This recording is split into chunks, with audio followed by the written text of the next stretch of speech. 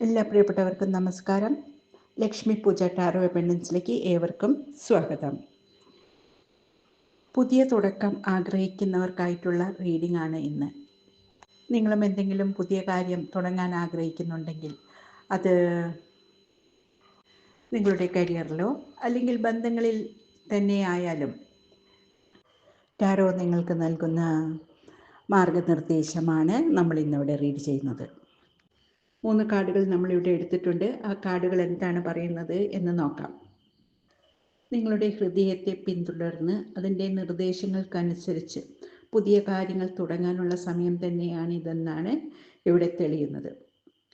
ഒരു കാര്യം തുടങ്ങുമ്പോൾ എടുത്തു ചാടി തീരുമാനങ്ങളൊന്നും എടുക്കരുത് എന്നൊരു മെസ്സേജ് കൂടി ഇവിടെയുണ്ട്. ഏതൊരു കാര്യം തുടങ്ങുമ്പോഴും നിങ്ങളുടെ സുഹൃത്തുക്കളിൽ നിന്നോ നിങ്ങൾ ബന്ധുക്കളിൽ നിന്നോ നിങ്ങൾക്കെതിരെ വിമർശനങ്ങൾ ഉയരുന്നത് സ്വാഭാവികമാണ്. നിങ്ങൾക്ക് ചുറ്റുമുള്ളവർ എന്തു പറയുമെന്നോർത്ത് നിങ്ങൾ ഭയക്കേണ്ടതില്ല. അങ്ങനെ ഒരു ഭയം നിങ്ങളുടെ ഉള്ളിൽ ഉണ്ടാകാനുള്ള സാധ്യതയുണ്ട്. നിങ്ങൾക്കിവിടെ ചെയ്യാൻ പറ്റുന്നത് നിങ്ങളുടെ ആന്തരിക ശബ്ദത്തെ വിശ്വസിച്ചുകൊണ്ട് മുന്നോട്ട് പോവുക എന്നുള്ളതാണ്. അപ്പോൾ എന്ത് സംഭവിക്കുമെന്ന് നോക്കാം. നമുക്കിവിടെ കിട്ടിയിട്ടുള്ളത് ഡെത്ത് കാർഡാണ്. ടോട്ടൽ ട്രാൻസ്ഫോർമേഷൻ തന്നെയാണ് കാണുന്നത്. നല്ലൊരു മാറ്റത്തിൻ്റെയും പുതിയ തുടക്കത്തിൻ്റെയും സമയമാണ് എന്നാണ് സൂചന. നിങ്ങൾ ഇതുവരെ ചെയ്തു പോന്നതിൽ നിന്ന് വ്യത്യസ്തമായി എന്നാൽ ഏറെ കൃത്യതയോടെ നിങ്ങൾക്ക് കാര്യങ്ങൾ അത് കരിയറിലായാലും ബന്ധങ്ങളിലായാലും ചെയ്യാൻ സാധിക്കുമെന്നാണ് കാണുന്നത്.